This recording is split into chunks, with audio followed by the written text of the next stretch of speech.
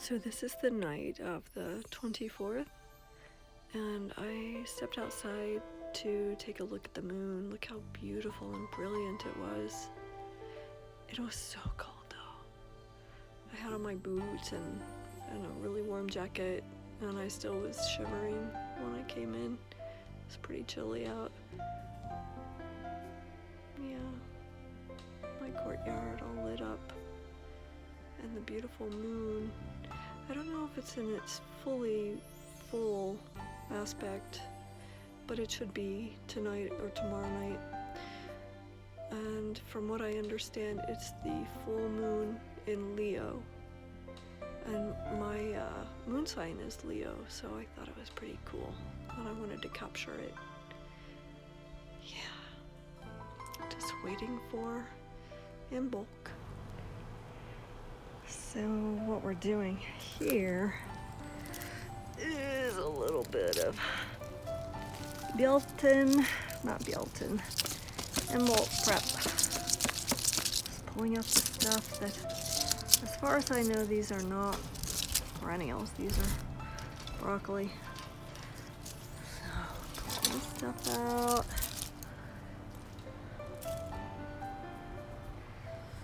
And then as the snow and the rains come for spring, that soil can just refresh itself. It's a beautiful day. And it's about 50 degrees, so perfect for what I'm doing. You can see.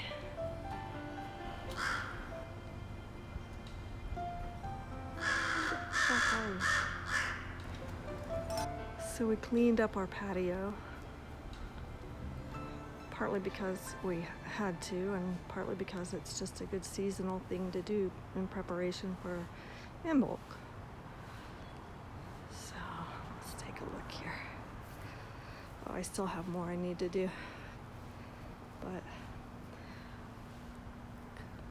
these are pretty much empty of anything except soil now, and they'll just gather snow and rain, soften up for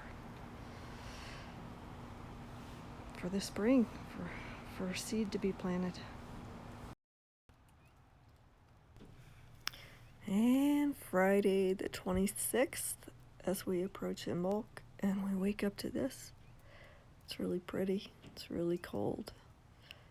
This is what it's like in the mountains. It's really unpredictable, but it's pretty.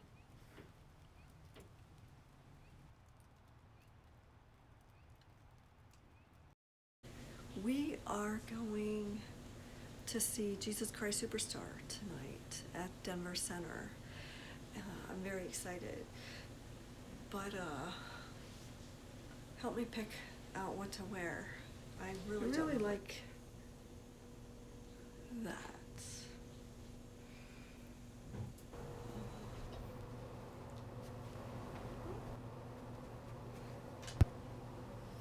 So we took an Uber, and this is just a little bit of footage of the downtown area. This is Market Street, pretty that where you saw the canopy lights, and this is the theater district, quote unquote. It's basically like the conservatory is there, and here we are. Woo!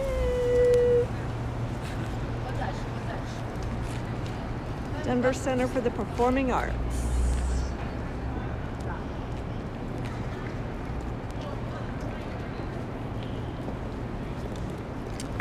And here we go.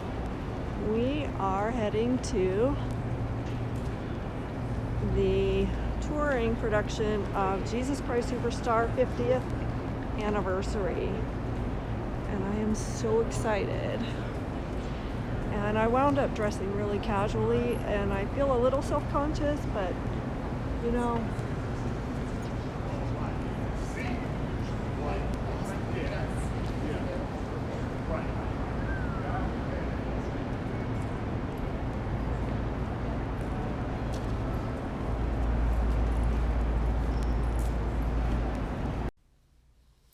There's the interior.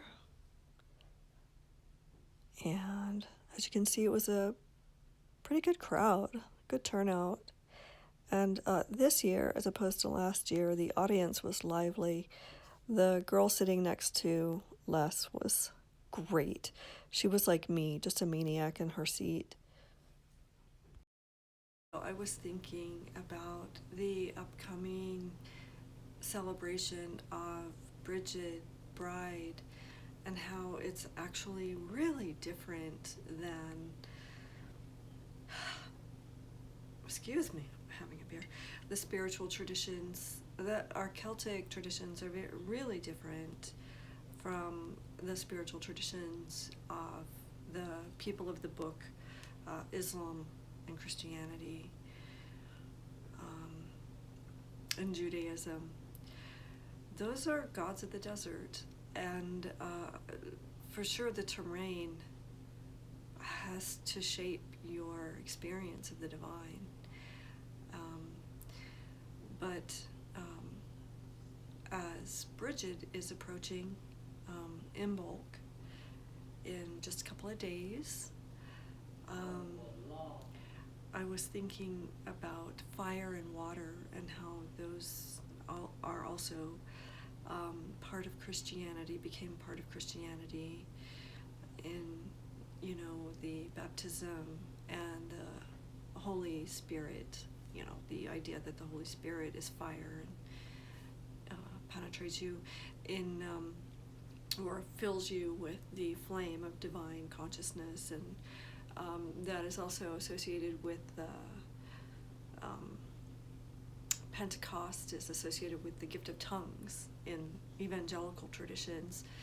And I think that that's interesting because Brigid is a goddess of fire and water, but fire is also associated with the smithing arts, so metal arts, but also wordsmithing, so language, and water, which is renewal and rebirth, and also a sign of spiritual rebirth. So all of the symbol systems have, really important overlapping symbols and elements, earth, air, fire, and water.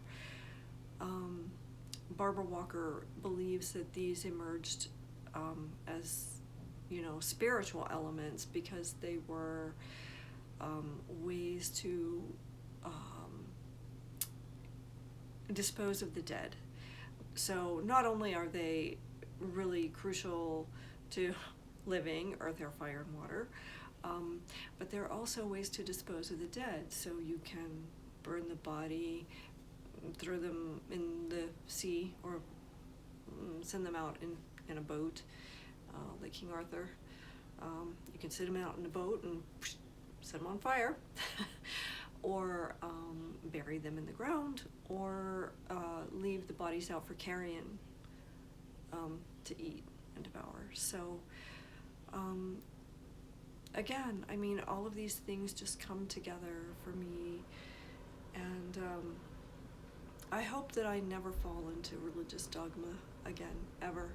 I had a very profound experience of falling into that, and I was quite sincere. But so sincerity, I guess like many things, is a double-edged sword. So anyway, it was a great show, Jesus Christ Superstar, and Brigid is coming up, and I'll be talking a little bit more about how we celebrate her holiday here at home. The Festival of Brigid, or Saint Brigid, is a time of the lamb's ewing, and the budding beginning to emerge, little signs of spring. You're still sort of in that liminal space between winter and full spring, but it's peaking, it's making itself known, and it's the perfect time to clean your hearth and obviously lay a new altar in honor of Brigid, bride, goddess of arts, of letters and metalsmithing and childbirth and other agricultural symbols, and the beginning of spring. Hail and blessed be.